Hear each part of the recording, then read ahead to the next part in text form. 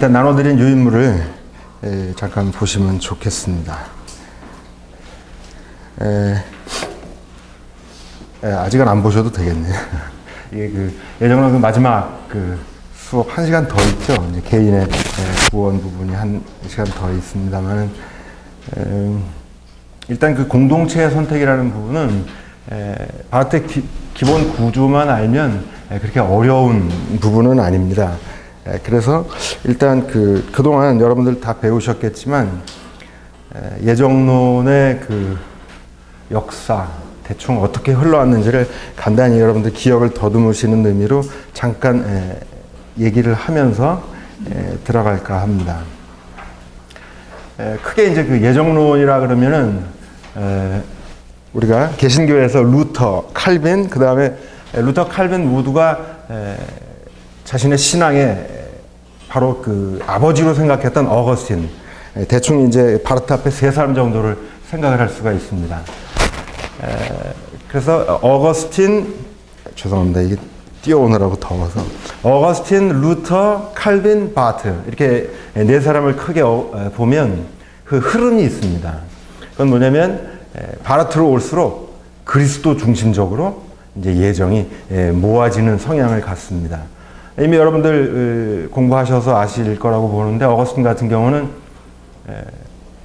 예수를 분명히 루멘 프레데스티나치오니스, 그래서 예정의 거울로 봅니다. 그런데 어거스틴에게서 그리스도의 예정의 거울이라는 의미는 그리스도를 예정의 대상으로만 보는 거예요. 우리와 똑같은 예정받은 대상의 거울입니다. 그러니까 바하트에게 있어서 그리스도가 예정의 주체로까지 가는 데는 어거스틴은 거기까지 가지 못합니다. 그러다 종교개혁이 일어나고 이제 루터에게 오면은, 루터 역시도 예정론을 특히 이제 데셀보 아비스트리오라고 노예의지에 대하여라는 책 속에서 다루고 있는데, 거기에 보면은 그리스도를 이야기를 합니다. 하지만 그리스도 중심으로 모아지지 않죠. 그럼 어떻게 되느냐? 그리스도에게 예정이 보이지만 예정은 그리스도 이미 이전에 성부의 몫으로 돌려집니다. 특별히 여기서 루터에게 중요한 개념은 데우스 압스콘디투스라고 하는 감추어진 하나님 개념이 이제 거기서 나옵니다. 그러다가 이제 칼빈으로 넘어오면, 우리가 예정론하면 이제 주로 거의 칼빈을 생각을 하지만, 우리가 아는 칼빈은 1559년도, 우리가 여러분들 기독교 강요 보통 이제 번역본을 가지고 있는 것이 59년판인데, 기독교 강요가 5번을 공식적으로 개정을 합니다. 그 이외에 이제 불어로 이렇게 쓰는 것들은 더 많지만, 하여튼 59년판은 우리가 보고 있는 건데, 사실은 초판 36년판을 보면요, 59년판에 나오는 예정론이랑 분위기가 완전히 다릅니다. 그러니까 초판 같은 경우는 물론 예정론을 따로 다루지 않지만 어디서 다루고 있냐면 교회론에서 예정론을 다룹니다. 그러니까 이게 뭘 의미하는 거냐면, 칼빈의 원래 예정론의 의도는 뭐였냐면 교회 공동체의 고백이었습니다. 잘 아시는 것처럼 당시 종교의 자유를 찾아서 스위스로, 슈트라스부르크, 프랑스로 이렇게 모인 위그노들이 있었어요. 특별히 칼빈은 제네바에서 이 위그노들과 함께 공동체를 만들면서 그들을 위로하고 또 그들과 자신들과 함께하는 그리스도의 함께하심을 경험합니다. 그러면서 그 그리스도를 고백했던 것이 사실은 예정의 시작이었습니다. 그게 기독교 강요 초판에 보이는 예정의 의미입니다. 그래서 칼빈은 이미 예정을 교회론으로부터 시작을 합니다. 굉장히 중요한 얘기인데, 왜냐하면 루터만 해도 예정을 얘기할 때 교회, 공동체가 관심이 없어요. 흔히 얘기하는 개인의 구원에 관점을 가지고 있었는데, 칼빈은 예정을 처음 시작할 때 공동체부터 시작을 합니다. 물론 이제 그러다가 시간이 지나면서 볼색이라든가 피기우스 이런 분들이랑 이제 논쟁이 막 붙으면서 점점 차가운 머리로 합리적으로 소위 시스테마틱하게 만듭니다. 그러다 보니까 우리가 잘 아는 것처럼 이중 예정 얘기도 나오는 겁니다. 하지만 처음에는 이중 예정 부분이 등장하지 않습니다. 쉽게 얘기해서 하나님의 유기가 안 나와요. 당연하죠. 왜? 그리스도가 지금 우리와 함께 하는 공동체의 고백을 지금 드리는 상황에 안 믿는 사람들의 얘기는 할 상황이 아닌 거예요. 그래서 처음에는 유기 얘기가 없습니다. 그러다가 이제 얘기가 논쟁이 붙고 지나가면서 그래? 그러면 안 믿는 사람 문제는 어떻게 될 거야? 이러면서 이제 머리가 발동하는 거죠. 그러면서 소위 대칭적인 게미나 프레데스티나치오라고 하는 이중 예정의 문제로 이제 넘어가고 그러면서 59년에 보면 사실 초기에 있었던 그 교회론적인 고백의 의미가 많이 사라져 있는 것을 봅니다. 그리고 보통 우리는 59년판 마지막 판 기독교 광유만을 보면서 칼빈의 예정론을 비판을 합니다.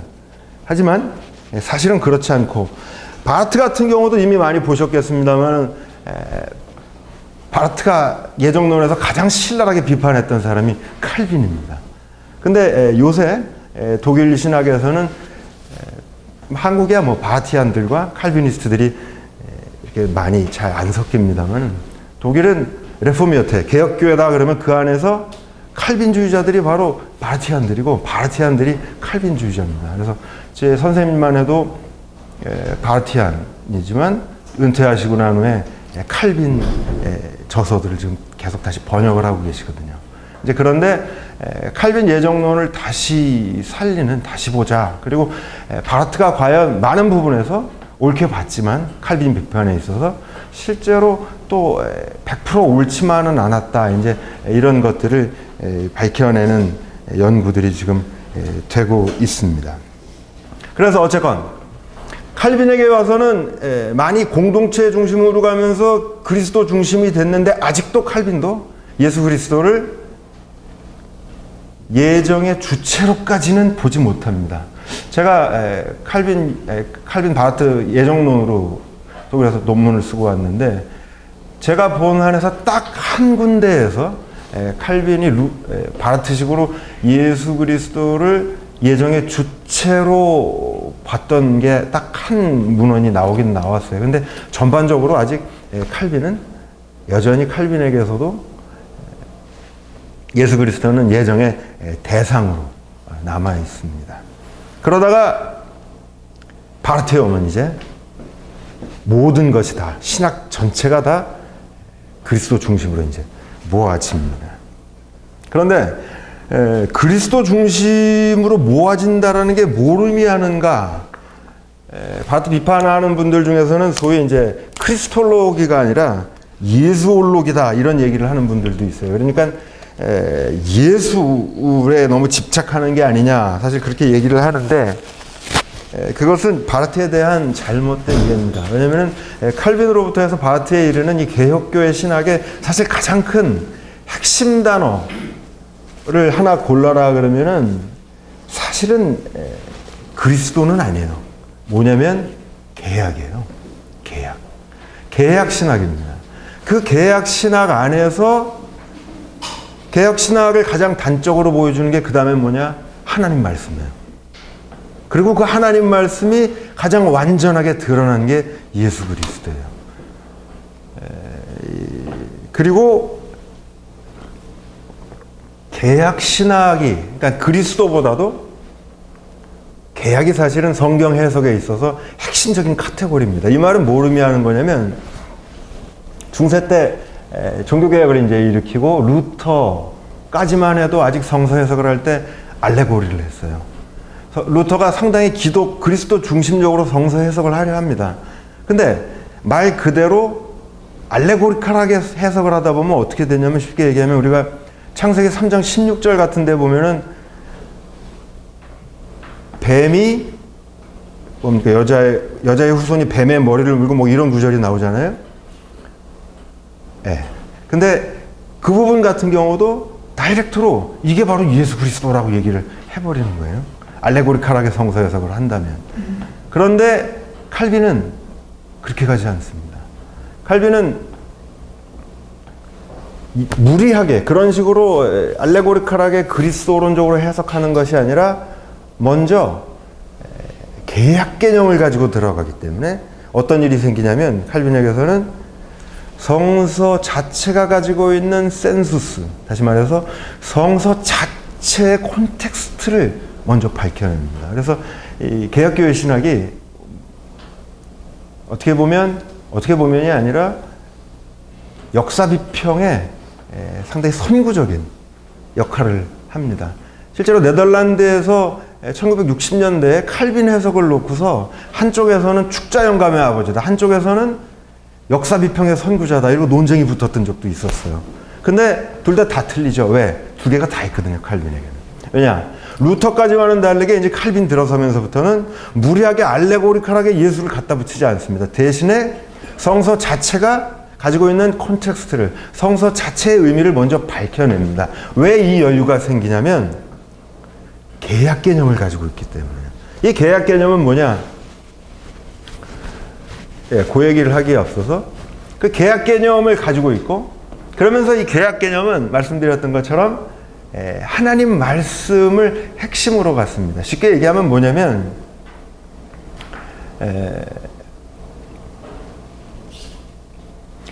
계약 개념의 핵심적 내용의 첫째는 종말론적 사고를 하는 겁니다. 그리고 두 번째는 공동체적 사고를 하는데 계약 개념의 핵심이 있습니다. 여러분들 수업하시면서 그동안 종말론적 이해에 대해서 얘기를 충분히 들으셨을 줄 압니다만, 그래도 간단히 말씀을 그 부분도 좀 드려본다면, 종말론적이라고 하는 것은 오늘 현대에는 특별히 종말론하고 미래론을 헛갈리는 분들이 많이 있는 것 같아요. 성서에 얘기하는 에샤톨로기, 에스카톨로기하고 후트롤로지, 미래론. 사실 이게 다릅니다. 다르죠. 미래론은 말 그대로 미래에 있을 일에 대한 관심이에요. 그런데 성서가 말하는 종말론은요, 에샤토는 단순한 미래에 대한 관심이 아닙니다. 실제로 예수 당시에 제자들도 미래에 대한 관심이 많았어요. 앞으로 무슨 일이 일어나겠습니까? 이게 제자들의 관심이고, 어쩌면 오늘 우리의 핵심적인 관심도 미래에 무슨 일이 일어날까에 있을 거예요. 그런데 성서가 말하는 종말론의 핵심은, 방점은 미래에 일어날 일에 찍혀 있는 것이 아니라 하나님의 역사하심에 있어요. 더 쉽게 얘기를 해본다면 왜 종말이 오느냐? 하나님의 역사하시기 때문에 하나님의 역사하시는 곳에 이 세상은 종말을 구하게 되는 겁니다. 그러니까 성서가 말하는 종말의 핵심은 단순히 미래에 있을 일이 아니라 하나님의 역사하심이 있어요. 이렇게 되면 이제 문제가 좀 달라집니다. 왜? 하나님의 역사하심은 오늘날에도 있잖아요. 그렇죠? 예수님의, 여러분들 잘 아시는 구절이 있을 거예요. 병자를 내쫓는데 내가 성령을 힘입어 지금 이 일을 한다면 여기 하늘나라가 임했다 그럽니다. 여기에 지금 종말이 와 있다는 거예요. 그런 의미에서 물론 종말 개념 자체가 오늘날에도 아직 하나로 통일되어 있지는 않지만, 최소한 개혁교회 내에서 칼빈으로부터 시작해서 바트에 이르는 신앙 노선에서 가지고 있는 종말 개념은 방금 말씀드렸던 것처럼 단순히 먼 미래에 있을 미래의 일이 아니라 오늘도 우리를 찾아오시는 하나님, 여기에 일단 종말의 핵심적인 내용이 있습니다. 그래서 이제 그 선에서 여러분 잘 아시는 몰트만도 희망의 신학과 하나님의 오심, 이 테마를 갖고 가게 되는데, 근데 이제 문제는 그 다음 단계예요. 하나님이 우리를 찾아오시는데 하나님이 우리와 함께 하시는 건 알죠. 고백하는데 문제는 어떻게 함께 하시느냐. 여기에 이제 하나님이 임재하시는 방식에 가장 큰 어려움이 사실 있습니다. 이 문제는 누구에게서 가장 크게 드러나면 바로 예수 그리스도에게서 가장 크게 드러나요. 우리가 얘기하잖아요. 페레 데우스 페레 호모. 예수는 진정한 100% 하나님이자 동시에 100% 인간이에요. 그죠? 이게 우리가 고백하는 내용인데 어떻게? 사실 이 어떻게를 갖고 교회사에서 그동안 많은 논쟁들이 있었죠. 그래서 한쪽에서는 얘기를 하다 보니까 신성이 약화가 돼요. 인성이 많이 강조가 된단 말이죠. 그러면은 이단으로 쳐냅니다. 또 한쪽에서는 신성이 강화되고 인성이 약화돼. 그것도 안 돼.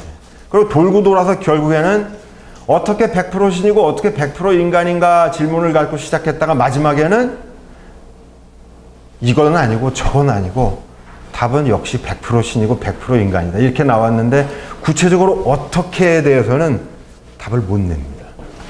그런데 그 답이 바로 종말론적인 하나님의 역사 방식에 있어요.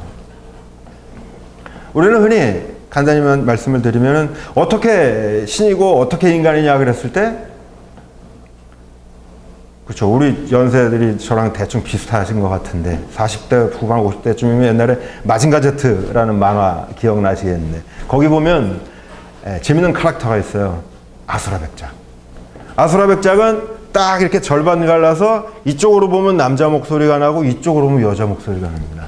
어찌 보면 우리가 생각을 잘 안 해서 그러는데 예수가 어떻게 하나님이고 어떻게 인간이냐 이렇게 물으면 생각은 별로 안 하지만 대충 뭔가 섞였을 거다. 대충 이 정도 생각할 겁니다. 그렇지 않고서 100% 신, 100% 인간은 우리 사고로 해결이 안 돼요.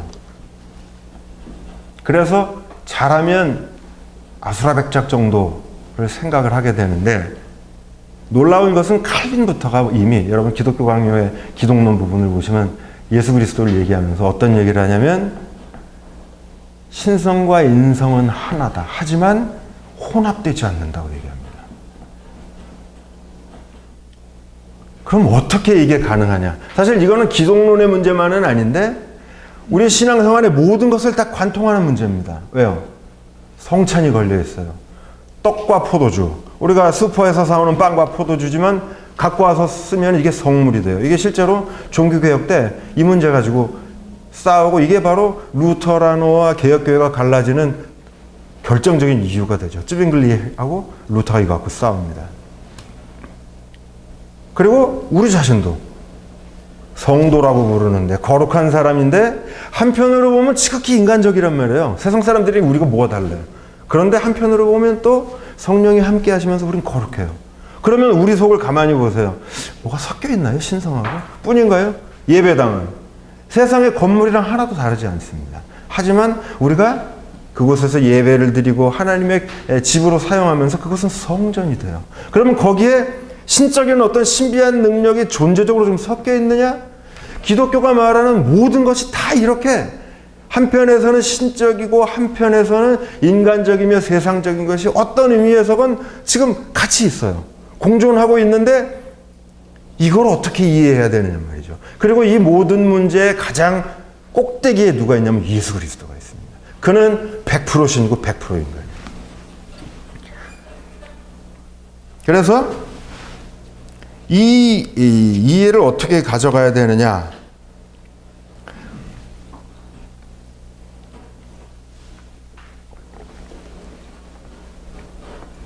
이 부분에서 이제 종말론, 하나님의 미래 얘기를 하는 겁니다. 조금만 더 얘기를 해본다면 우리는 세상의 모든 일들이 소위 말하는 인과성대로 움직이죠. 원인이 있으니까 결과가 있어요.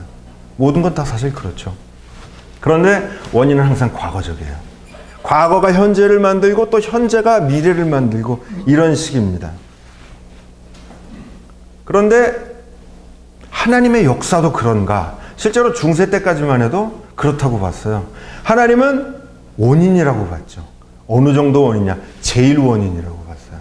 가장 과거에. 그래서 이게 아퀴나스 같은 경우도 그런 거죠. 만물의 제일 원인으로 하나님을 뒀는데 계몽주의가 일어나고 근대에 일어나면서 이제 교회의 권위로부터 인간의 이성이 해방되면서 진짜 모든 일의 원인이 하나님이야? 그리고서 파헤쳐보기 시작했습니다. 그랬더니 그동안 인문, 사회, 자연, 역사 모든 과학의 제일 원인의 자리에 하나님이 있었는데 실제로 제일 원인의 자리를 찾아봤더니 사회 모든 인간 역사 각 부분에서 하나님이 안 나오는 거예요. 그래서 어떤 일이 생겼어요? 신학으로부터 근대 들어오면서 모든 학문들이 다 빠져나갔습니다. 옛날에는 신학이 만학의 여왕이었잖아요. 지금은 신학은 뭐 여왕은 아니죠. 그렇게 됐습니다. 원인으로 보는 한에서 어떻게 보면 여러분들 중에서도 아직도 그래도 지구는 돈다 하는 식으로 그래도 하나님은 제일 원인일 거야 생각하시는 분이 있을 거예요. 그런 분들은 학문과 신앙이 같이 가지 못합니다. 세상의 학문과 요새 흔히 창조신학과 창조신학회인가요? 거기서 그런 일들을 하시는 것 같은데 기독교 신앙과 세상의 학문, 인과성으로 이루어진 세상의 학문을 같이 가지를 못하죠. 왜? 하나님도 원인이라고 보기 때문이에요. 그러나 종말론적 하나님의 역사는 바로 그 부분에서 과거적인 것으로 보지 않습니다. 다시 말해서 하나님의 미래를 얘기하는 거예요. 무슨 말이냐? 세상사는 오케이. 원인, 결과, 과거가 현재를 지배하고 현재가 미래를 지배할 수 있어요. 그런데 하나님의 역사는 이전에는 과거 원인인 줄 알았죠. 알고 봤더니 거기가 아니에요. 그러면 어디냐? 과거로부터 오는 것이 아니라 계속 미래로부터. 그래서 인간 역사가 과거가 현재를 만들고 현재가 미래를 만든다고 누구나 생각하고 살지만 하나님의 역사는 오히려 과거에 갇히지 않는다는 겁니다. 과거에서 설명이 안 돼요. 오늘 우리가 이렇게 살아가는 것은 과거에 이러이러한 원인이 있었기 때문에 오케이, 그럴 수 있지만 그것만으로 100% 설명이 안 돼요. 하나님의 역사가 있어요. 그 하나님은 그럼 어디에 있어요? 과거에서부터 오는 게 아니에요. 원인이 아닌 거예요. 어디로부터요? 바로 그래서 하나님의 미래 개념이 나오는 겁니다. 하나님의 역사 앞에서 우리의 능력, 우리의 공로 다 거부하는 게 뭐냐? 과거적인 것이 아니라는 거예요. 우리의 노력과 우리의 공로는 다 과거적이거든요. 우리가 가진 거거든요. 그러나 하나님의 역사는 그런 의미에서 인과성의 논리에 갇히지 않기 때문입니다.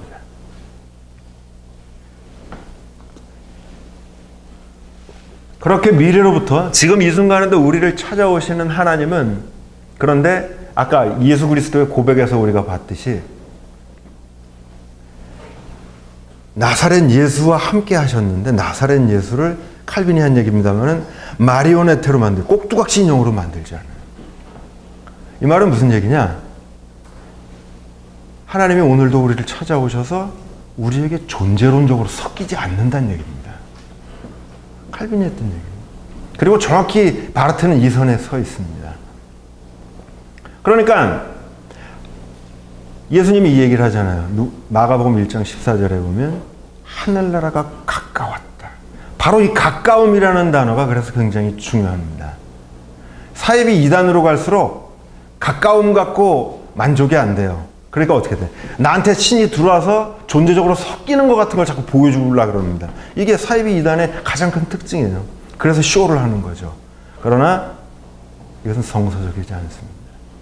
성서적인 의미에서 종말론은 그가 우리를 찾아오시지만 우리에게 섞이지 않습니다. 그래서 예수가 참 하나님이지만 동시에 참 인간일 수 있어요.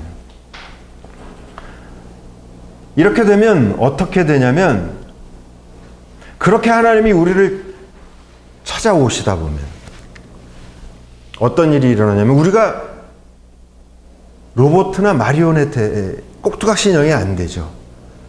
이렇게 되면요, 우리가 자유롭지만 사실 우리가 굉장히 바빠지는 거예요.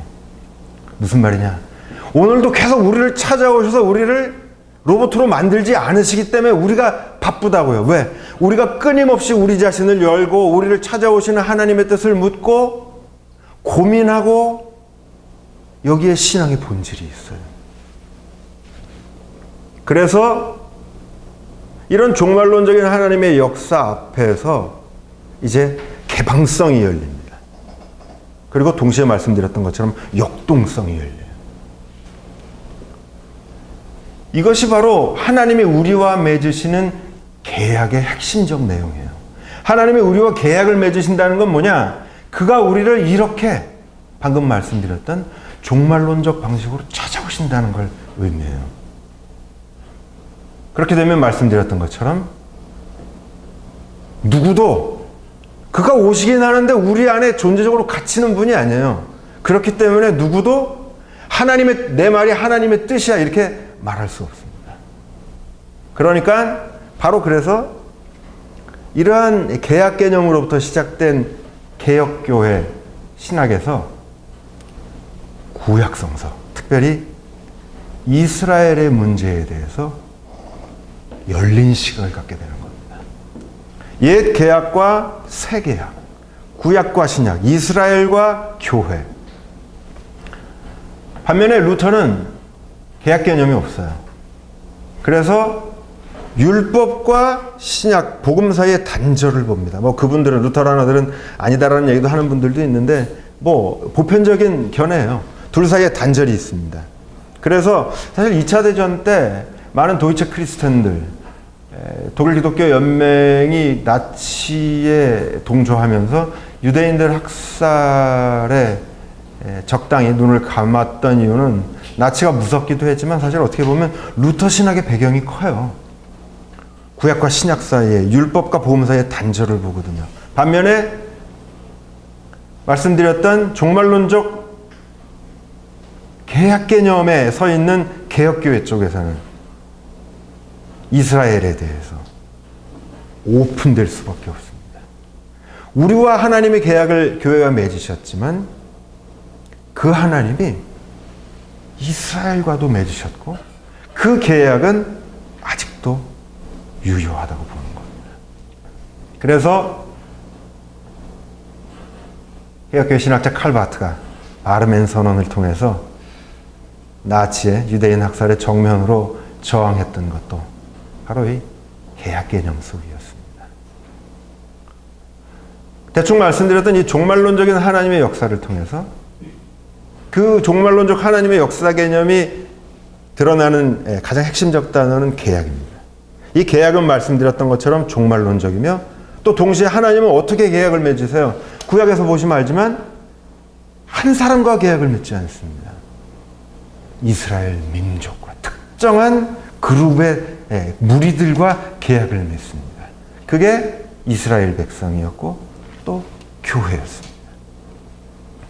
이런 종말론적인 계약 개념의 관점에 설 때 이제 비로소 올해는 바르트가 공동체의 선택을 이야기하는 것을 이해할 수 있게 될 겁니다. 간사님 몇 분까지 하라고 그러셨어요? 40분이요? 쉴까요? 8시요? 예. 그러면 나눠드린 유인물을 잠깐 보겠습니다. 34절인데요. 공동체 선택.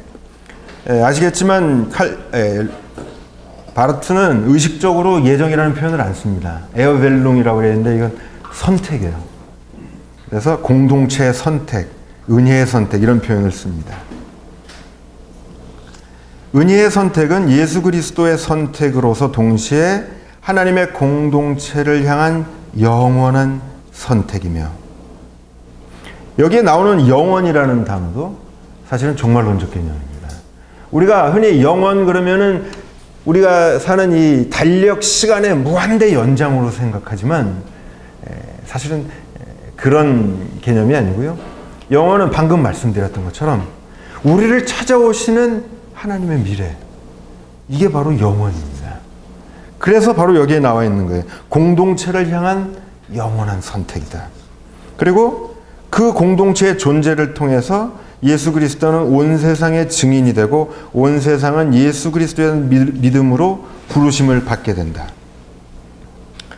하나님은 이러한 하나의 공동체는 이스라엘이라는 형태 속에서 하나님의 심판을 드러내기 위해서 그리고 교회라는 형태 속에서 하나님의 자비를 드러내기 위해서 봉사해야 한다. 이 하나의 공동체는 이스라엘 형태 속에서는 들음을 위한 것으로 교회 형태 속에서는 인간에게 공표된 약속에 대한 믿음을 위한 것으로 결정되어 있다. 거기에서는 다시 말해서 이스라엘에게서는 사라져가는, 여기에서는 다가오는 형태가 하나님의 선택된 공동체에 주어져 있는 것이다. 이미 아시겠지만 바르트는 지금 이스라엘과 교회 관계를 철저하게 예수 그리스도에게 그대로 근거 지었습니다. 다시 말해서 예수의 십자가와 부활, 고난받는 예수와 부활한 예수, 이 두 측면에 각각 이스라엘과 교회를 적용을 시켜놓고 있습니다. 거기에 그 굴림체로 쓴 것은 이제 제가 간단히 코멘터를 달아놓은 겁니다. 위에 도입 문장이 보여주는 것처럼 바르트에게 있어서 공동체의 선택 예정은 예수 그리스도의 선택이라는 전제 하에서 예수 그리스도의 선택에 상응하는 형태로 이해될 수 있다.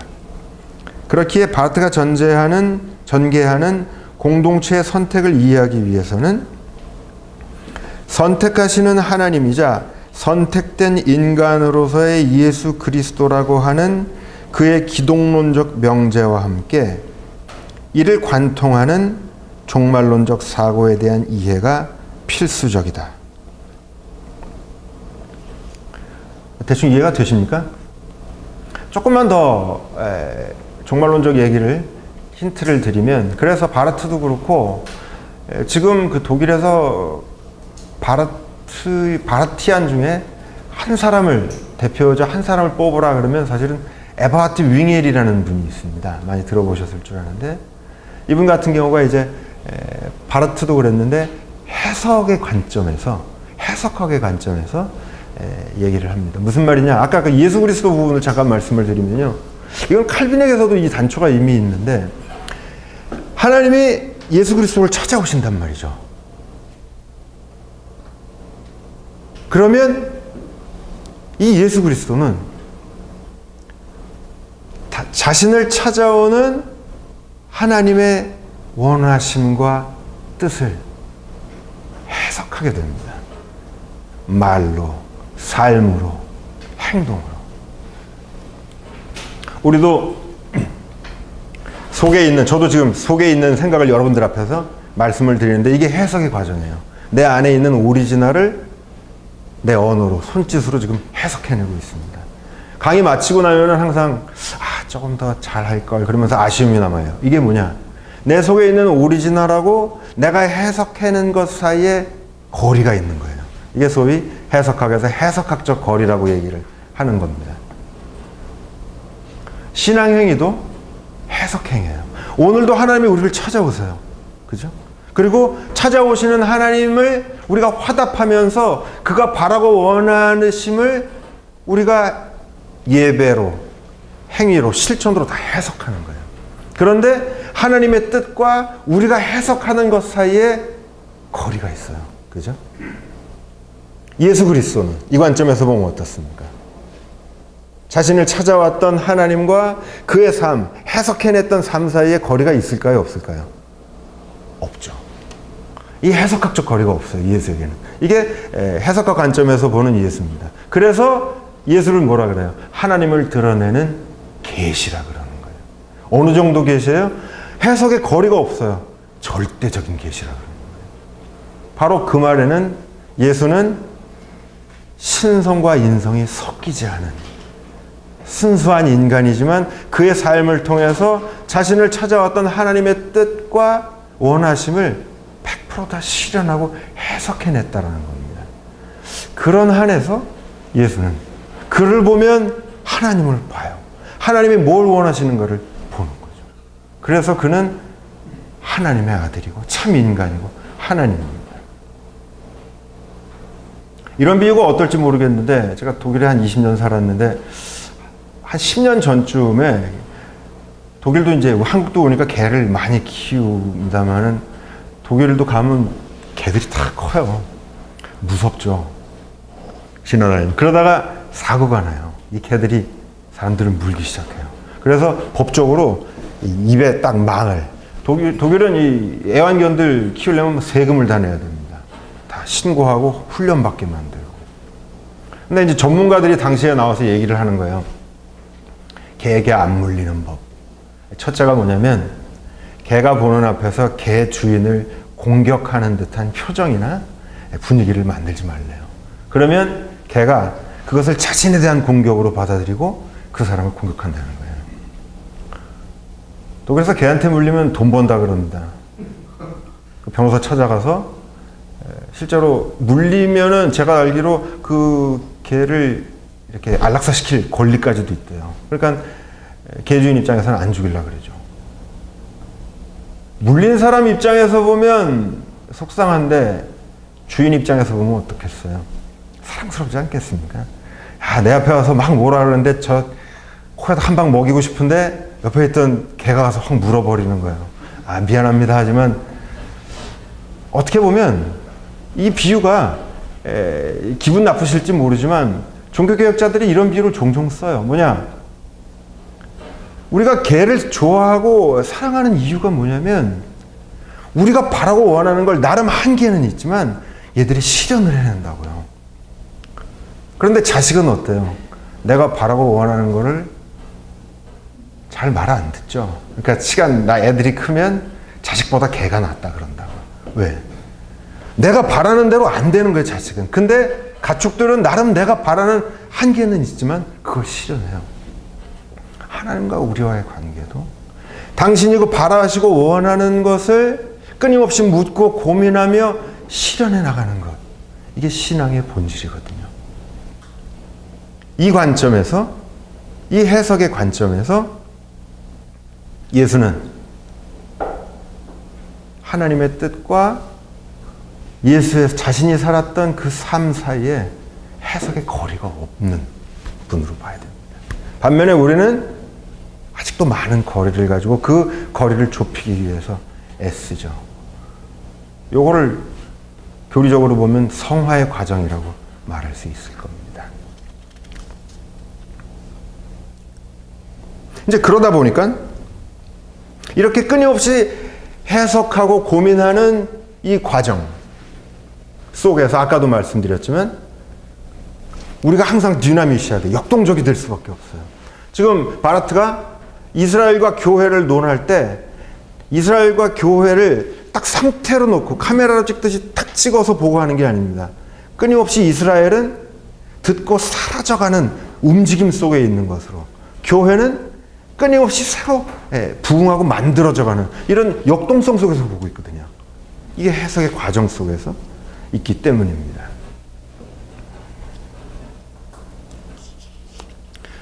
예, 제가 지금 그 궁서체인가요? 하여튼 꼬부라지는 글씨체로 하는 것은 바르트의 책에 있는 발제를 그대로 한 겁니다. 내용을 좀 숙지하자는 의미에서 간략하게 발제를 해봤습니다. 함께 또 한번 보시죠. 이스라엘과 교회. 성서는 예수 그리스도의 예정으로부터 직접 개별적 신앙인들의 예정이 아니라 우선 중간적인 그리고 매개적인 예정을 바라보고 있으며 그 주체는 예수 그리스도 안에 하나님이시고 특별한 대상은 개별적 혹은 특별한 사적 개인들이 아니라 창세 전부터 결정된 연합체다. 그리고 이로부터 비로소 개별적인 신앙인들의 예정에 대해서 올바르게 논해질 수 있다. 교회 전승은 너무도 성급하게 개별적 신앙인의 예정의 문제를 다루어왔습니다. 그리고 이 다른 예정의 대상을 위해서 우리는 공동체라는 개념을 선택한다. 간단히 도식적으로 보면은 예수 그리스도의 예정이 가장 핵심 첫 번째고 그 다음에 공동체 예정이 있다는 겁니다. 이걸 싸고. 그리고 공동체를 통해서 개인 혹은 더 나아가서는 세상 이런 예정의 구조를 바르트는 보여주고 있습니다.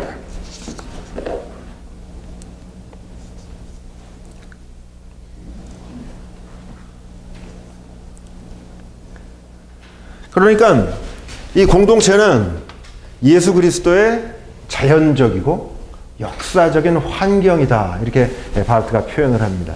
자연적 환경이라고 하는 것은 당연히 이스라엘이고 역사적 환경이라 그러면은 교회를 의미하는 것일 겁니다.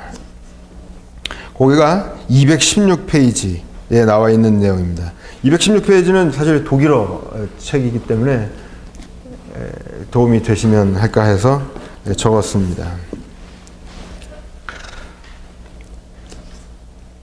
또 216페이지 다음을 봅니다. 그 번호 있잖아요. 그게 216페이지라는 뜻입니다. 공동체가 예수 그리스도의 환경 이상이 되고자 하는 곳에서 그는 자신의 예정을 망각하고 훼손하게 되고 세상을 향해서도 공동체의 존재는 스스로를 목표로 가질 수 없다.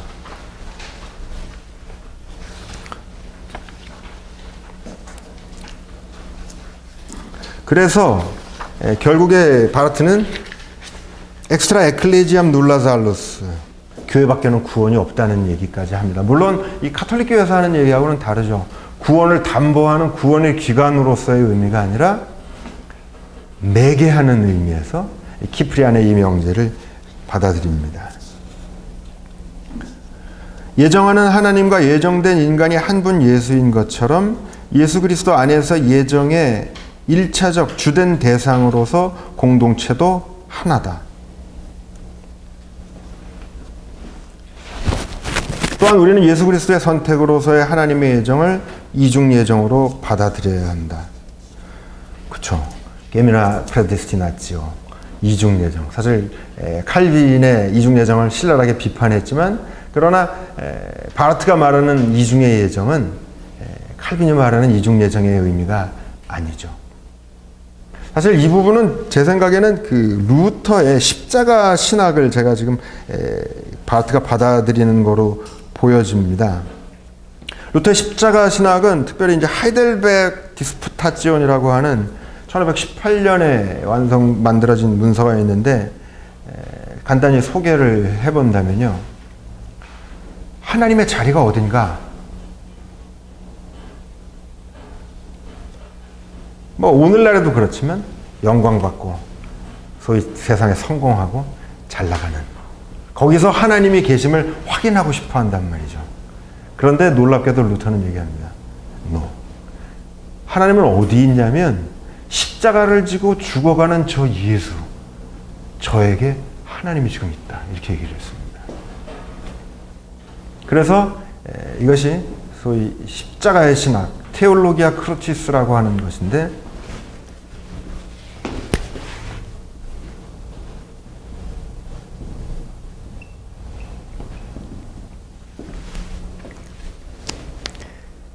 다시 말해서 예수가 십자가를 지고 가는 그 상황, 고난받는 거기에 하나님이 함께 계시고, 더 적극적으로 하나님이 그 고난을 지셨다는 거예요.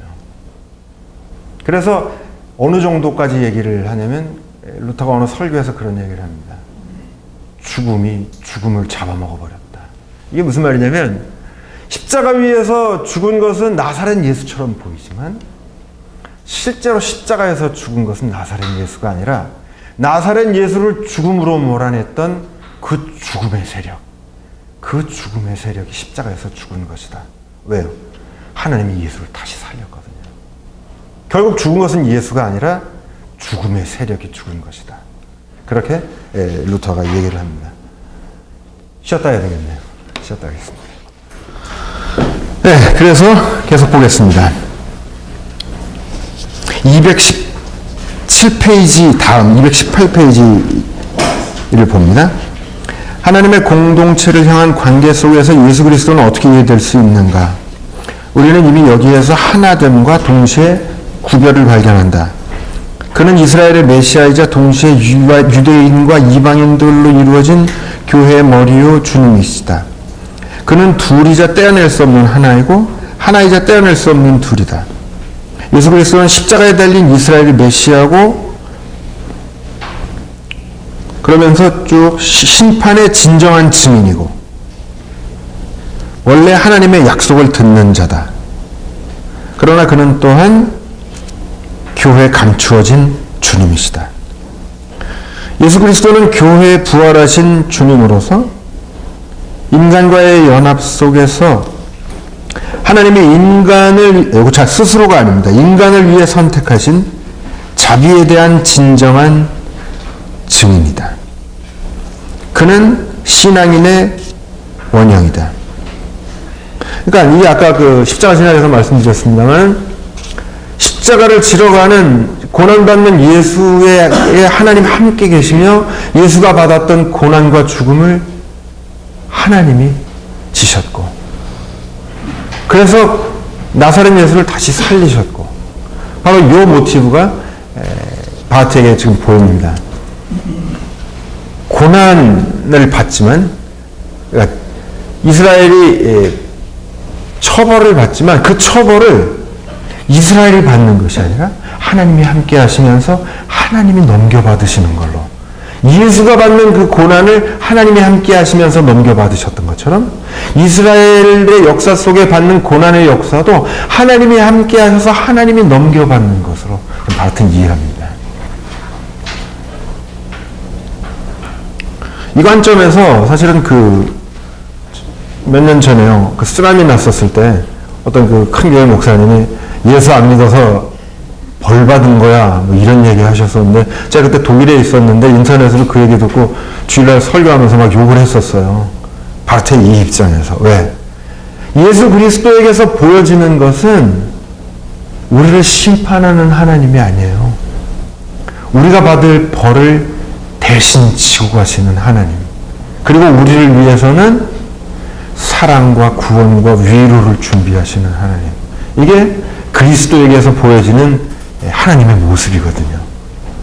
그런 의미에서 여러분들도 심판 얘기를 쉽게 하지 말기 바랍니다.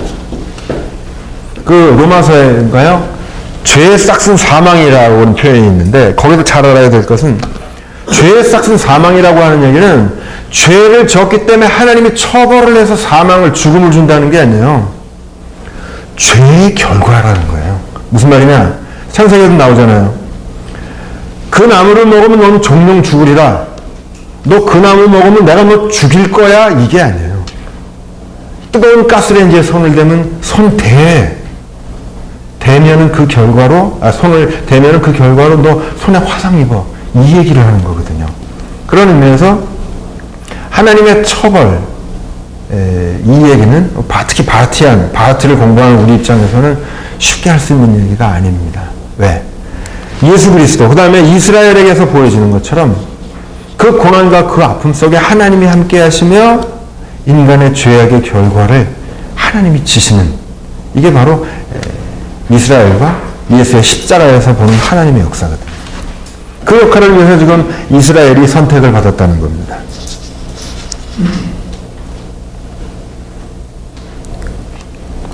219페이지 보겠습니다. 이스라엘은 자신을 향한 하나님의 예정을 거스리는 유대민족으로서 하나님 스스로가 지셨던 인간을 향한 심판의 의의를 증언한다. 이 의견은 좀 이따가 잠깐 얘기를 다시 하겠습니다. 하여튼 하나님의 심판 부분을 이스라엘은 증언한다는 겁니다. 그는 완성된 약속에 대한 신앙으로 나서지 않고 듣는 자로 또 머뭅니다.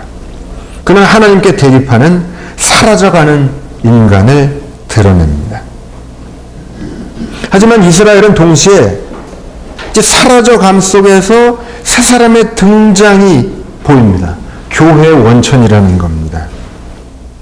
교회는 예정을 근거로 부르심을 받은 유대인들과 이방인들의 모임이고, 교회는 인간을 향한 하나님의 자비를 인식하며 고백한다. 부활한 예수 부분을 이제 교회가 증언하는 겁니다. 1권 앞에 책에서 아마 보셨겠지만, 특히 이제 마태복음에 나오는 그 족보에 대한 바하트의 해설은 탁월하죠. 아브라함으로부터 몇 대 이렇게 나오면서 결국에는 구약의 역사가 퍼져나가는, 많은 민족으로 퍼져나가는 역사 같아 보이지만 사실은 그 퍼져나가는 와중에 한 선이 계속 내려온다는 겁니다. 그래서 그 선이 예수 그리스도에게 닿는 선이라는 거죠. 족보의 의미는 사실은 굉장한 거죠. 구약의 역사를 한마디로 예수에게 닿는 선으로 보여주는 겁니다.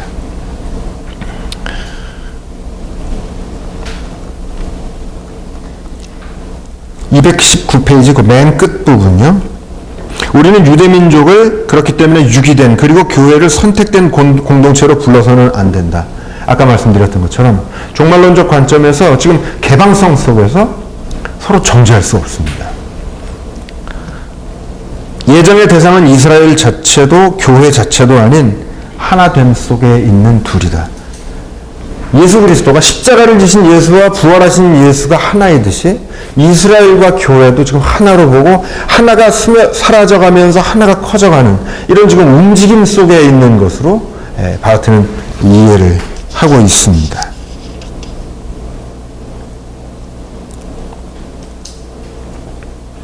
220페이지 맨 끝에 보시면 둘은 하나의 동일한 계약의 활이 전체를 덮는 방식으로 하나를 이루고 있다.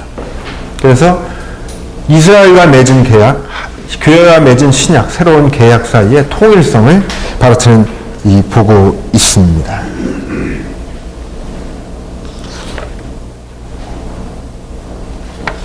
그런데 여기서 본질적인 것은 예정된 공동체의 상위성과 하나됨이 오직 예수 그리스도와 그의 예정에 대한 인식 속에서만, 즉 교회 신앙 속에서만 인식될 수 있으며 인식되고 있다는 것이다. 사실 이 부분이 굉장히 중요합니다. 우리가 사실은 이스라엘은 우리에게 굉장히 낯설죠. 익숙하지 않습니다. 이스라엘 문제는 우리가 별 관심도 사실은 없기는 하는데, 그래서 일본 각주에 보시면 오토 베버가 그런 얘기를 합니다. 실존적인 신학, 내 내면에만 집중하는 신학에 있어서 이스라엘의 문제는 사실은 전혀 관심이 대상도 안 돼요. 그러나 신앙은 내 자신 속에 뿌리를 갖는 것이 아니라 하나님에게 뿌리를 갖고 있어요. 그리고 그 하나님이 이스라엘과 계약을 맺으시고 또 우리와도 계약을 맺으시는 거예요. 이게 바로 기독교의 신앙입니다. 그래서 하나님에게 뿌리를 내리는 신앙을 가질 때에만 비로소 우리의 관심이 이스라엘에게도 갈 수가 있어요.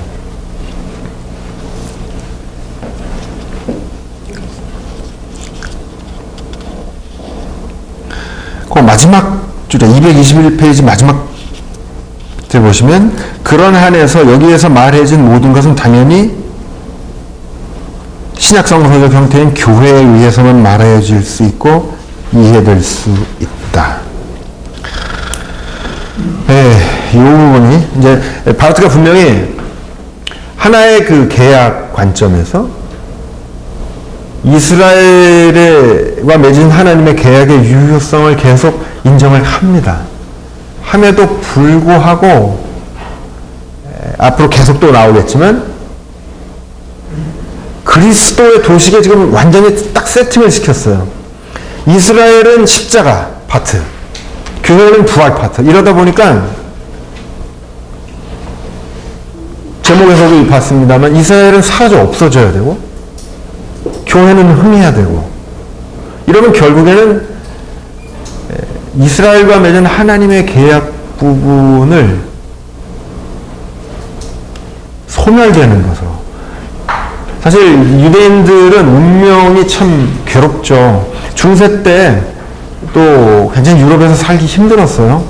예루살렘 멸망한 후에 이제 막 유럽이 이제 다 흩어졌는데, 유럽의 기독교가 이제 공인이 되면서 유대인들은 중세 때 통행이라든가 거주 이전의 자유가 제한됩니다. 어디를 다른 동네로 가려면 항상 관에다가 신청을 해야 됐고, 종교개혁자들이 보는, 루터나 칼빈이 보는 유대인의 모습도 크게 다르지는 않았어요. 심지어는 그 중세 종교개혁 당시에 밀란이라든가 이렇게 어두운 재난 같은 게 있으면은 그것을 유대인들의 저지른 것으로 소문이 나고, 그럴 정도로 한편으로는 혐오의 대상이고 한편으로는 공포의 대상이었습니다. 루터 같은 경우는 유대인들, 특히 랍비들 세 사람하고 이제 교제를 하면서 이들을 이제 기독교인으로, 개신교인으로 교화시키려고 노력을 많이 하죠. 근데 유대인 랍비들 입장에서는 사실 루터가 주창한 개신교에 별 관심이 없어요. 자기들의 생존의 문제가 더 크니까.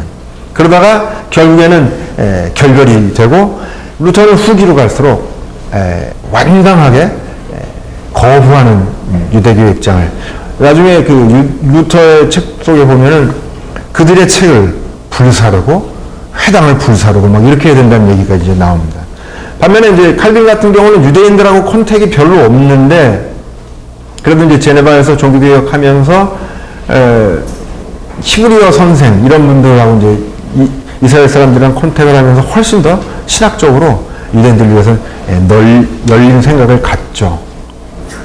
그렇지만 칼빈도 한계가 있었고, 문제는 뭐냐? 이스라엘을 결국 어떻게 보느냐? 교회에 의해서 대체돼야 될 것으로 보느냐? 더 나아가면은 이스라엘은 선교의 대상인가?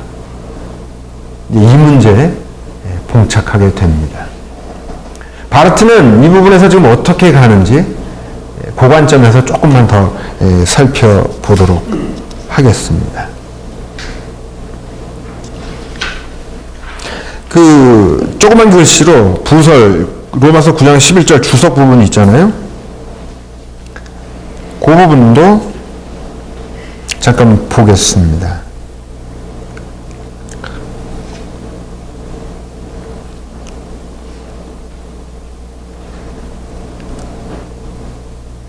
여기서 나오는 얘기는 뭐냐면 그 넷째 줄쯤이에요. 교회는 이스라엘에 앞서는, 그리고 그 한복판에 거하는 하나님의 영광, 즉 쭉 해서 하나님의 자기 현재화를 인해 존재한다. 이스라엘은 이 은혜의 현존을 볼 수 없지만 교회는 이를 보면서 존재한다. 이 영광 개념도 우리가 많이 만나게 되는데, 이 개념도 그렇게 만만하고 단순한 개념이 아닙니다. 그 밑에 제가 굴림체로 한 데 보시면요, 바르트 스스로가 인용부호를 영광 개념에다 붙였어요. 영광에다가 강조하고 있는 이 영광, 왜 따옴표를 붙여놨냐면 이게 종말론적 개념이에요. 다시 말해서 이게 무슨 말이냐면, 하나님이 우리를 찾아오셔서, 아까 말씀드렸죠, 존재적으로 섞이지 않아요. 우리에게 가까이 다가오셔서 우리로 하여금 당신이 바라고 원하시는 일을 드러내고 실현하게 하신다고요. 이걸 아까 해석의 관점에서 말씀드렸지만, 좀 더 말씀드린 류엘 같은 경우는 우리가 해석한다 그러지만 더 신학적으로 보면 어떻게 표현되는지 아세요? 하나님이 우리를 통해서 당신의 뜻을 해석한다. 하나님의 해석 과정으로 이제 봅니다. 그런데 바로 거기에서 나오는 게 영광이에요. 뭐냐? 그가 바라고 원하시는 것을 우리를 통해서 실현하고 해석하십니다. 거기에 하나님이 드러나요. 그래서 바르트가 얘기합니다. 하나님의 자기 현재화. 그게 바로 하나님의 영광이에요. 우리는 흔히 일주일 내내 아무렇게나 살다가 교회 가서 천사 같은 표정을 지으면서 이렇게 찬양을 부르면 이게 하나님께 영광을 드러내는 거라고 생각하지만, 그게 하나님께 영광 돌리는 게 아니에요. 하나님께 영광 돌리는 건 뭐냐? 오늘도 우리를 찾아오시는 하나님의 뜻을 묻고 끊임없이 실현하는 것. 여기에 하나님이 함께 드러나시고 그의 영광이 드러나는 겁니다. 그런 의미에서 바르트는 이 영광이라는 개념에 지금 따옴표를 붙여놨습니다. 2번에 보시면 하나님의 심판과 자비, 이 부분도 능히 짐작하실 수 있으시겠지만, 심판 부분은 이스라엘에게 해당되는 부분으로, 그 다음에 자비 부분은 교회에게 해당되는 부분으로 되어 있습니다. 그리고 이 심판 부분은 하나님이 이스라엘과 함께 하시면서 하나님이 넘겨받으신 거고, 자비는 교회에게 주신 거고, 이제 이런 이야기가 2번 부분에 계속 나오는 얘기입니다. 그러니까 230페이지에 보시면요,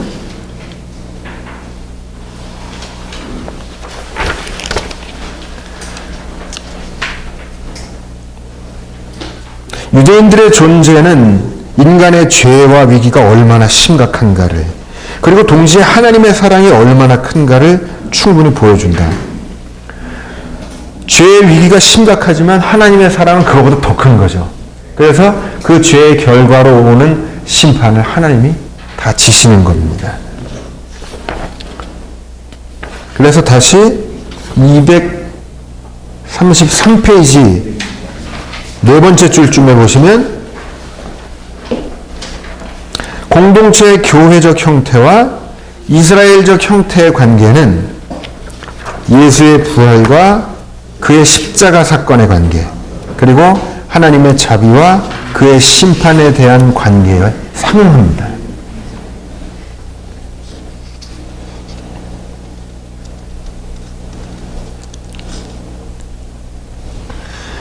그리고 그 밑으로 이제 다시 주석이 부분을 제가 요약을 해놨습니다. 거기가 사실 굉장히 좀 중요해서 제가 짧게 요약을 했습니다만 잠깐만 거기 보도록 하겠습니다. 로마서 9장 7절에 오직 이삭으로 난 자라야 내 씨라 불리리라 하셨으니, 이 아브라함의 사유가 피로부터 나온 삶 자체가 아니라 하나님에게 주어진 약속의 능력과 진리로부터의 삶이 이스라엘 속에 선지하는 교회, 하나님 자녀의 삶이다. 약속의 능력으로요. 약속만 믿고 산다는 것 자체가 벌써 그렇잖아요. 아까 종말론적으로 우리를 로봇으로 만들지 않고 우리의 자유와 우리의 기꺼이 자발적인 의지가 있어야 이 약속을 따라갈 수 있단 말이죠. 하나님의 역사하는 방식이에요. 약속을 통해서 그걸 이제 교리적으로 표현하는 성령의 역사로 우리를 끊임없이 위로하시고 힘을 주시면서 우리가 자발적으로 순종하면서 올 수 있도록 만드시는 거죠. 그것이 바로 약속의 능력이고 그 힘을 의지해서 사는 것이 교회의 삶이라는 겁니다. 이스라엘 속 교회 일시적 건설에서 중요한 것은 하나님의 자유이다. 하나님의 약속의 능력과 진리를 통해 삶을 갖는 이들이 바로 하나님에 의해 선택된 자들이고, 하나님의 자유가 중요하다 그러는데, 이 자유는 이미 여러분들 계속 수업 들으신 분들은 알겠지만 바하트는 하나님의 자유 부분에서 두 가지를 얘기를 하죠. 거의 이중적 자유라고 볼 수 있는데, 하나님은 외부에, 자신의 외부의 그 어떤 것으로부터도 자유롭습니다. 그렇죠? 하지만 동시에 그러한 자신의 자유로부터도 또 자유로워요. 이게 아까 말씀드렸던 하나님이 찾아오는 방식이에요. 쉽게 얘기하면 그는 우리로부터 자유롭습니다. 우리랑 상관없이 떨어져 있어요. 우리가 필요하다면 그는 신이 아니에요. 이게 바르트의 논리입니다. 그는 그 자체로 충분한 분이에요. 그래서 우리로부터 자유롭습니다. 하지만 그 자유로부터도 자유로워요. 그래서 그는 우리를 찾아온다는 거예요. 우리를 찾아오되 먼저 말했던 그 자유가 소멸되지 않아요. 그러니까 우리로부터 자유로운 상태에서 찾아오는 겁니다. 그러니까 우리에 섞이지 않아요. 우리에 가까운. 이게 바로 자유의 개념입니다. 그리고 그것이 바로 선택의 핵심이에요.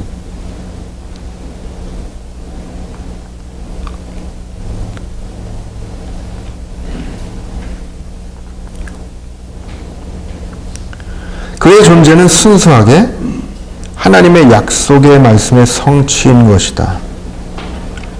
그는 여기서 이삭을 얘기하는데, 요 관련해서 한마디 드리고 싶은 얘기는, 우리는 흔히 신약과 구약, 예수 그리스도의 관계를 보면서 약속과 성취 이 구도를 항상 가지고 있지 않습니까?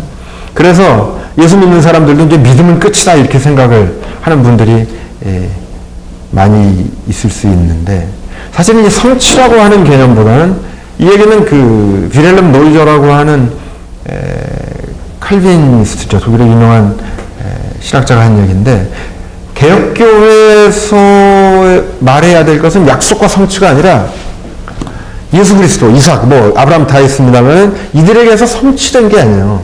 약속이 다 이루어졌다기보다는 어떻게 말이 이해가 돼야 되냐면, 약속이 있고 완전해진 약속이에요.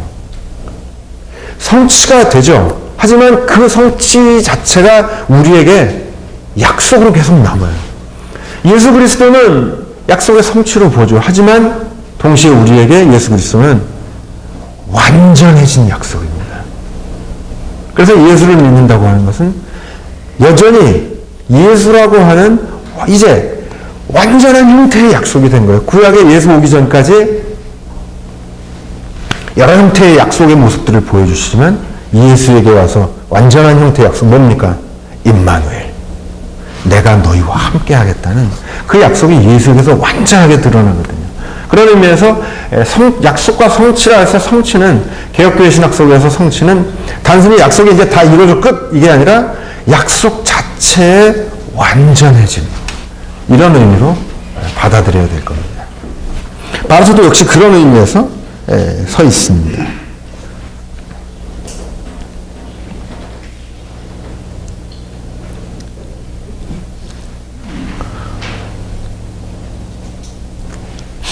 그래서 239페이지에 보시면 선택하시는 하나님의 특별한 보호와 인도하심에 언제나 참여하게 된다.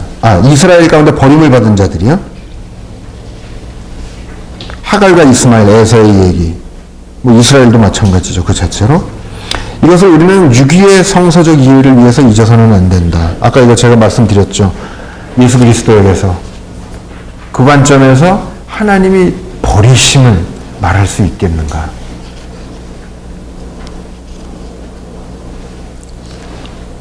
그 다음에 그렇다면 하나님은 교회의 건설을 위해서 정해져 있지 않은 그 외 이스라엘을 통해서 무엇을 하시는가? 하나님께 불의가 있는가? 바울에게 확실했던 것은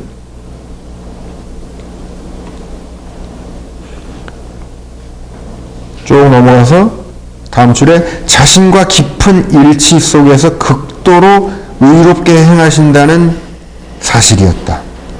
이를 입증하는 것은 15절에 모세에게 주어진 하나님의 이름, 내가 긍휼히 여길 자를 긍휼히 여기고 이것이고 출애굽기 3장 14절에 나는 내 자신이 될 것이다. 우리 성경에는 나는 스스로 있는 자다 그랬는데 루터 번역은 Ich werde sein, der ich sein werde. 내가 있게 될 그가 바로 나다. 미래형으로 이렇게 나오거든요. 그러니까 나는 내 자신이 될 것이다. 여기에 지금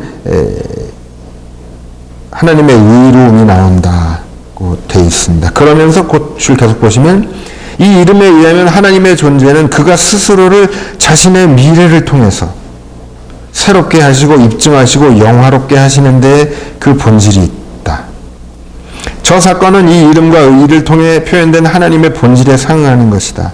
바로 이 하나님의 본질만이 그의 의이며 모든 의의 척도고 총체이다.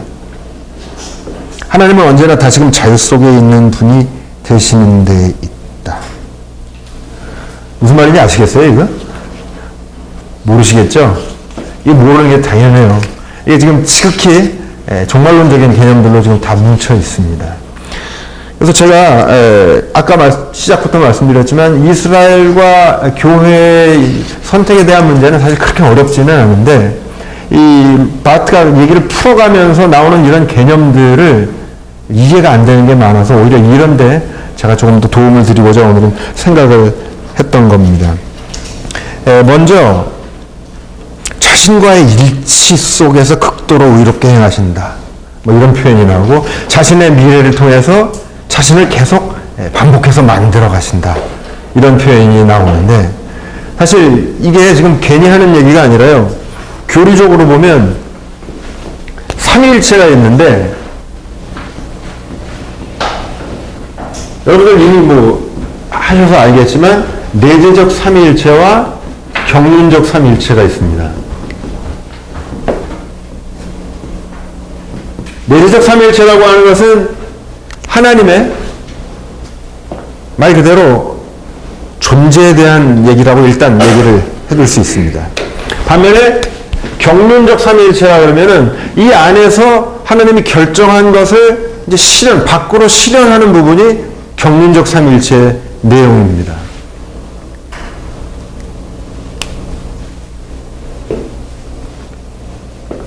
의를 먼저 얘기를 합니다. 하나님이 의롭다 그랬는데 의를 얘기하면 의는 디카요지네죠. 지네 맞나요? 이 의 개념은요. 특히 이제 바울에게서 나오는 의 개념을 보면 관계 개념이에요. 무슨 말이냐? 쉽게 얘기하면 내가 가장 나다워지는 것. 더 얘기를 해본다면 하나님과 인간의 관계에 있어서 아까도 말씀드렸지만 인간은 하나님이 바라고 원하시는 것을 실현해야 될 존재입니다. 그렇게 지음을 받았어요. 이게 창조예요. 그래서 인간이 하나님이 바라고 원하시는 것을 실현하고 드러내면 뭐가 돼요? 하나님의 형상이 되는 거예요. 하나님의 형상은 특히 어거스틴 같은 경우에 존재론적으로 봤지만 오늘날 그렇게 보는 사람은 없고 오히려 실현해서 하나님을 드러내야 되는 개념으로 지금 보는 겁니다. 그런데 그럴 때 인간은 어떻게 되느냐? 하나님과의 관계 속에서 의롭다라고 말할 수 있는 거예요. 그래서 아브라함 얘기 속에서도 아브라함이 하나님 말씀을 듣고 믿고 가니 하나님이 그것을 그의 의로 여기더라. 이런 구절이 나옵니다. 하나님과의 관계 속에서 하나님이 바라고 원하시는 상의 삶을, 이 상이라는 개념이 특히 바하트에 굉장히 중요한데 그때 이제 의롭다라고 말할 수 있습니다. 근데 하나님이 의롭다는 건 뭐냐? 그것은 여기에 있어요. 하나님의 내재적인 삼위일체, 하나님의 존재라는 표현은 상당히 조심스럽습니다. 왜냐하면 바하트 스스로가 철학의 존재론과 분명히 선을 긋기 때문인데 아무튼 그럼 이렇게 표현할 수 있어요. 하나님의 경륜적 삼위일체라 그러면은 하나님이 외적으로 나와서 활동을 하시는 거예요. 그리스도를 통한 활동. 이게 이제 경륜적 삼위일체인데 활동하시기 전에 결심을 하셔야 되잖아요. 마음을 먹어야 된다고요. 바로 그 부분이 내재적 삼위일체예요.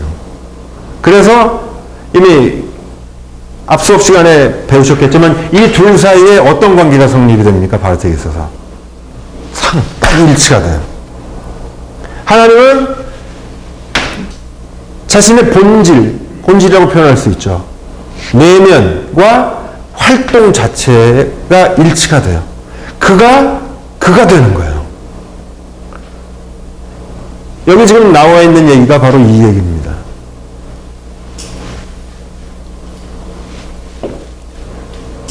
그리고 또 바하트가 이런 얘기를 해요. 그가 자신의 뭐라 그래요?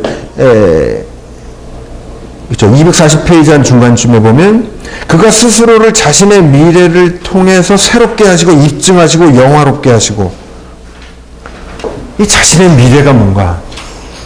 이 자신의 미래 부분도 어디에 뿌리를 내리고 있냐면 내재적 삼위일체에 뿌리를 내리고 있습니다. 사실 이 부분은 독일 바하트 신학에서 밝혀지지 않았어요. 그런데 제가 밝혔습니다. 왜냐하면 예정론을 저는 그 내재적 삼위일체에 근거된 것으로 봤고 입증을 했습니다. 그래서 말씀드렸지만 예정이라고 하는 것은 하나님이 선택을 하시는 건데 찾아오시는 거예요. 공동체를 찾아오셔서 그 공동체가 고백을 하시는 건데 그 하나님의 예정의 결정이 어디서 내려지냐면 루터와 칼빈은 아직 창세전에 예수 그리스도랑 상관없이 창세전에 있었다라고 봤지만 바하트에게서는 그 예정의 결정이 내재적 삼위일체 안에서 내려집니다. 그래서 내재적 삼위일체 안에 이미 누가 들어가 있냐면 나사렛 예수가 들어가 있어요. 로고스가 들어가 있는 게 아니라 나사렛 예수가 들어가 있어요. 그래서 제가 논문을 썼더니 책을 냈습니다. 독일에서. 이게 루터, 칼빈, 바하트 예정론 비교하는 책인데 노이키르시엔이라고 장로교 출판사에서는 돈 줘도 못 내는 데인데 하여튼 바하트 신학 부분에 공헌이 돼서 혹시 여러분들 중에 독일어를 조금 하시고 또 관심 예정론에 있으시면 아마존에 들어가니까 지금 막 팔고 있더라고요. 서로들. 한번 구입해서 보셔도 좋겠죠. 이 부분에 이 로마서 이 주석 부분은 바로 이 내재적 삼위일체와 경륜적 삼위일체의 관계성을 알아야 지금 바하트가 무슨 얘기를 하는지가 밝혀집니다. 자신을 통해서 자신이 된다. 앞에 말하는 자신은 내재적 삼위일체예요. 그것을 통해서 그가 하는 모든 활동, 외적인 활동 속에 이것이 처음에 결정했던 그 속마음이 계속 실현되고 있다는 얘기거든요. 이게 바로 내재적 삼위일체와 경륜적 삼위일체 속에서 둘의 상관계 속에 나오는 겁니다. 그리고 이렇게 상응되면, 그렇게 해서 활동을 하면 인간편에서 이제 이 활동에서 뭐가 상응이 되겠어요? 신앙이에요. 신앙이라고 하는 것이 뭐냐? 바로 이러한 하나님의 내재적 삼위일체와 경륜적 삼위일체의 상응 속에서 나오는 활동에 다시 또 상응하는 것. 이게 인간편에서의 신앙이라는 겁니다.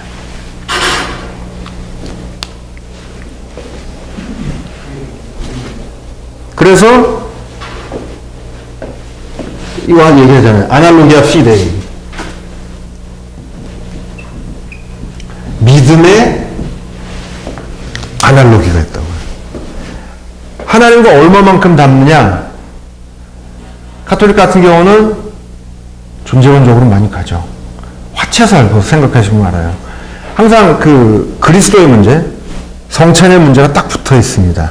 하나님이 우리에게 어떻게 역사하시는가를 보면은 그리스도를 어떻게 이해하느냐, 성찬을 어떻게 이해하느냐. 성찬 화채 자체가 존재적으로 섞이는 거 아니에요, 그죠? 근데 우리는 사실 미신이죠. 미신적이고, 거기에 대해서 칼바트가 얘기하는 겁니다. 신앙의 유비가 있다.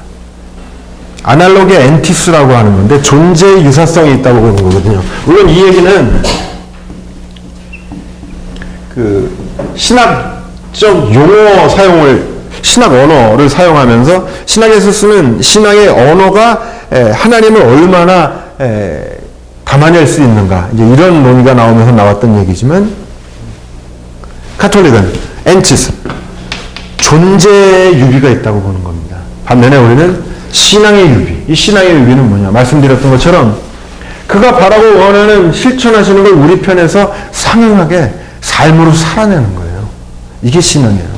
그런 한에서 우리는 닮는 거예요.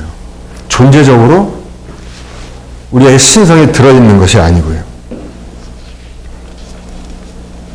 그래서 계속 바라트는 여기서 미래 얘기를 하고 자유 얘기를 합니다. 영원 얘기도 하고 시간과의 관계. 이게 통째로 다 지금 이러한 삼위일체 속에서의 상응관계, 종말론적인 하나님의 역사, 이런 이해 속에서 가능할 수 있는 얘기들입니다.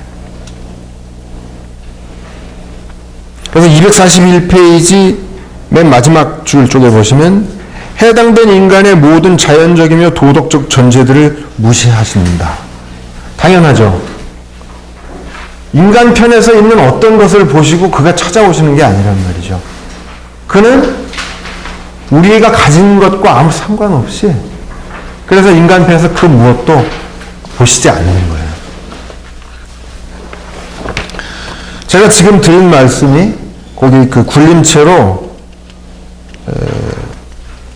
써놓은 부분인데, 시간 되시면 한번 집에 가서들 보십시오.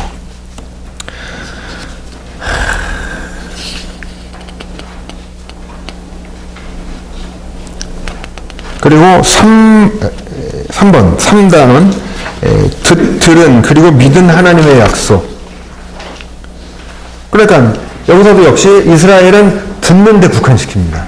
그리고 들은 후에 이제 믿음으로 넘어가는 것은 교회다. 이 구도로 지금 가고 있습니다. 그러면서 258쪽에 보면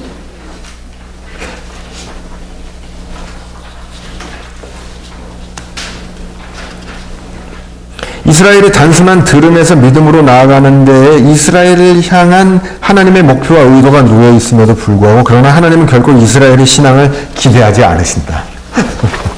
그렇게 얘기를 하네요. 그러니까 일단 동적인 건 알겠어요. 이스라엘은 계속 지금 사라져 가야 되고, 근데 얘가 완전히 사라지고 교회가 되는 게 목표인데도 불구하고 왜 바라트는 하지만 기대는 안 하신다 그랬을까요? 아직 계속 그냥 거기까지는 말을 하지만 목표는 그거예요. 그 바르트의 논리 속의 목표는 결국에는 교회로 완전히 하나로 되는 것, 교회로 하나 되는 것, 이게 목표거든요. 근데 현실에서 보이는 이스라엘이 너무 아니올시다라서 그런가요? 저도 이제 독일에 있을 때도 지금도 그렇지만 얼마나 요새도 시끄럽습니까? 우리 선생님도 그런 얘기를 하시는 거예요. 현실 이스라엘을 보면 자기도 시험에 든대요. 하지만 우리가 이스라엘에 맺은 계약을 얘기하는 것은 이스라엘을 보고 하는 것이 아니라 하나님의 신실하심 때문이라고. 하나님이 그들과 계약을 맺으셨고 하나님의 신실하시기 때문에 우리는 이스라엘과 맺은 하나님의 계약을 인정할 수밖에 없다. 이런 얘기를 하시더라고요. 아무튼 이스라엘은 우리에게 시험거리입니다. 계속. 거기 또 그 작은 글씨로 되어 있는 부분이요. 271페이지를 보겠습니다. 예정된 자들을 향한 모든 요구와 계명은 단지 하나님의 말씀이 그들에게 가까이 있음으로부터, 그래서 그들의 행위가 오직 추가적인 그들의 고백일 뿐이라는 사실로부터 유래하는 것이다. 지금까지 제가 했던 얘기가 이 한 줄입니다. 예정이라고 하는 것은 하나님이 다가오시는 거예요. 그리고 다가오시면 어떻게 돼요? 추가적이라는 거예요. 우리가 하는 것은. 우리는 그가 다가오시면은 거기에 상응하게 추가적으로 응답하여 고백하는 거예요. 이것이 바로 예정의 핵심적인 얘기입니다.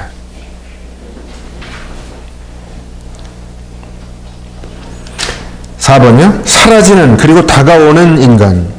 역시 사라지는 인간은 이스라엘입니다. 그리고 새롭게 다가오는 인간은 교회.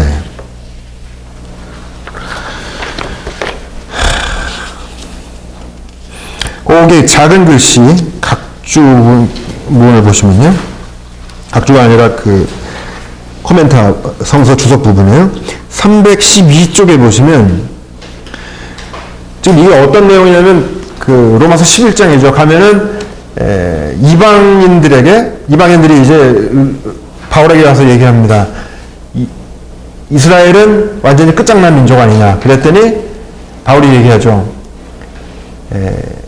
우리를 통해서, 이방인들을 통해서 시기하게 해서 이스라엘로 다시 돌아오게 하고, 또 이방인들의 충만한 수가 올 때까지 이스라엘은 멀어져 있다가 미스테리온, 내가 비밀을 하나 얘기하는데 마지막 날에 온 이스라엘이 다 돌아올 거라. 이제 이런 얘기를 하는 그 본문을 지금 바울이 주석을 다는데 특별히 시기나게 할 거다. 그래서 이방인들의 존재가 이스라엘로 하여금 시기를 일으키게 한다. 그 부분을 지금 얘기를 하면서요. 312페이지에 보면은 둘째 줄 밑에 이방의 사도에게 위탁된 것은 이방 선교를 통해서 유대인들을 시기하게 만드는 것이다. 그렇기에 여기에서는 어떤 특별한 유대 선교에 대한 주장이 전개되는 것이 아니고 이방 선교와 유대인 및 이방인으로 구성된 교회의 존재 자체가 바로 진정한 유대 선교로 볼 수 있다.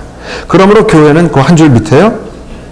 단지 진정한 의미에서의 교회가 되어야 하고 그를 통해 유대인들의 시기를 유발할 수 있어야 한다. 이를 할 수 없을 때 교회는 교회가 아닐 것이다. 듣기에 따라서 적극적인 유대 선교를 반대하는 것처럼 보입니다. 그죠? 이방인들이 우리가 진정한 기독교인이 되는 것 자체, 그것을 통해서 유대인들의 시기를 하게 하는 것, 그것까지지 적극적인 미스yon 자체에 대해서 지금 얘기하는 게 아니라고 바르트가 얘기합니다. 여기까지가 대체적인 얘기고요. 마지막 두 페이지 부분에서는 제가 이제 이스라엘 부분과 관련해서 약간 비판적인 얘기를 실었습니다. 거기를 보겠습니다. 이미 살펴본 대로 그 제가 불림체를 해보군요. 이미 살펴본 대로 하나님의 그리스도 안에서 선택하신 공동체는 그리스도의 선택에 상응하게 이중적인 형태를 갖는다. 그런데 여기서 궁극적으로 문제가 되는 것은 문제가 아닙니다.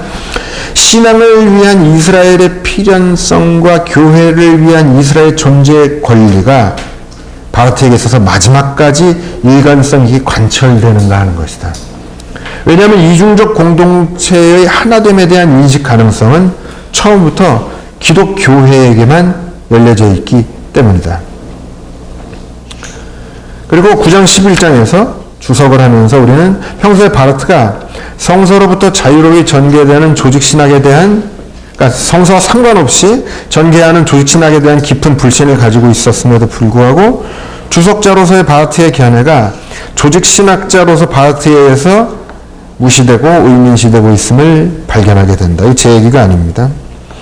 비스라고 하는 분의 얘기인데, 무엇보다도 바울은 로마서 9장에서 이방인이 이스라엘의 예정으로 흡수됨을 제시하는 반면에 바르트는 교회가 이스라엘로 흡수되는 것을 얘기를 하고 있습니다. 이스라엘의 예정은 예수의 부활에 참여해서 제외됐습니다. 십자가에만 역할이 한정되어 있습니다.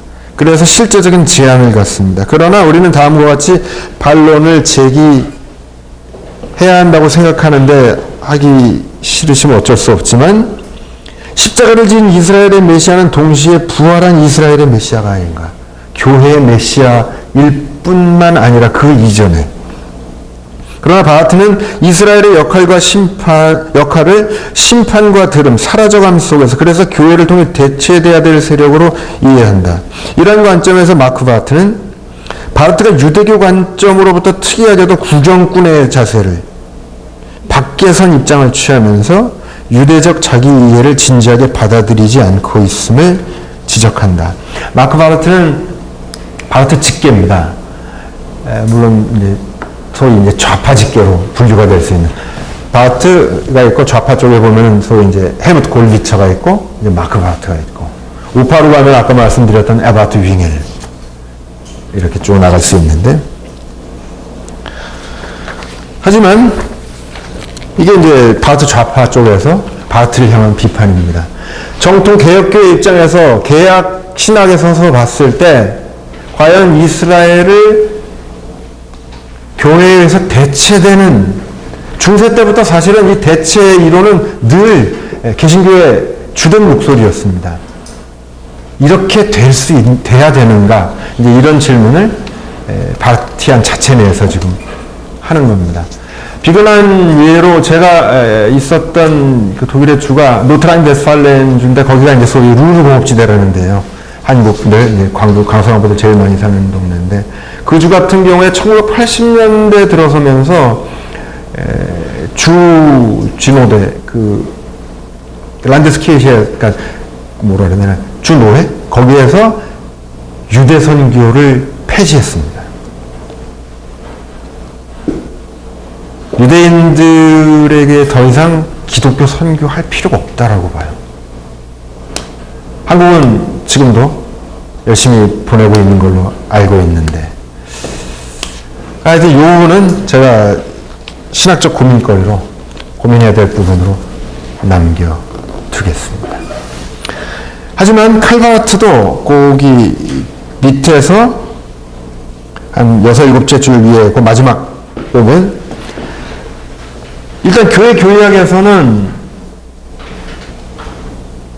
이스라엘을 독자적으로 인정하는 듯 얘기를 열심히 하면서, 그러나 결국에는 교회로 합쳐질래야 된다라고 얘기를 가지만, 그 다음입니다. 이제 보겠습니다. 그러므로 우리는 그로부터 교회 교육 이후 12년 후에 에반스톤 에큐메니컬 총회에서 바르트가 강의하는 세미나 원고가 있었는데, 그리스도 세계의 희망이라는 주제하에서 이스라엘의 희망이라는 제목으로 작성된 바르트의 원고에는 다음과 같이 적혀 있습니다. 우리는 우리의 희망의 근거를 동일하게 희망하는, 즉 메시아의 오심을 꿈꾸는 한 민족에 대해서 먼저 이야기해야 한다. 이 희망은 하나님의 약속에 근거되어 있으며, 이 약속은 그가 자신의 선택한 민족에게 주셨던 것이다. 희망으로 사는 공동체에 대해서 말해야 한다면 우리는 바로 그리고 우선 유대교에 대해서 말해야 한다.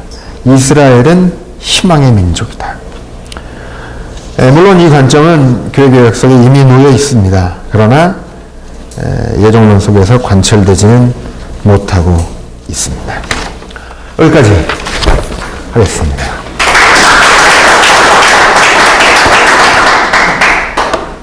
뭐 질문을 하실 거 시간이 다 돼서 하실 말씀들이 있으면 뭐 하셔도 좋고. 처음에서 하나님의 공동체에서만 영원에 대한 그 말과 하나님의 자기 행동 같은 표현으로 봐야죠. 그렇죠. 하나님의 시간이 찾아오시는 거거든요. 그게 바로 영원인데 그게 바로 자기 현존이에요. 예. 그렇죠. 그러면 이제 바르트에 대해서 종말론적인 관점이 하나님의 자기 현존에 있는 것과 미래의 통체적인 종말론과 두 가지 그러니까 일반적으로 종말론 두 가지를 네네. 미래에 있을 종말이요. 네, 미래에 대한 종말론과 현재적 바르트가 교회 교의학을 누구나 하는 얘기인데 완성을 시킨 건 아니에요. 아직 못 쓰고 돌아가셨는데 그 부분 바로 종말론 부분이거든요. 그래서 뭐라고 답은 할 수 없지만 사실은 근데 그 미래에 있을 종말 부분에 대해서는 신학 자체가 그렇게 크게 강박관념을 가질 필요가 없어요. 우리가 예측할 문제가 아니에요. 그거는. 우리에게 중요한 것은 지금도 찾아오셔서 이곳에서 종말을 우리는 살고 있거든요. 미래에 관심은 아까 말씀드렸듯이 미래학의 목입니다. 사실 우리의 말초적인 관심. 그 미래라는 말이 하나님 안에서는 사실 미래라는 게 없는 거잖아요. 영원히. 우리가 볼 때는 이제 미래로 표현을 해야죠.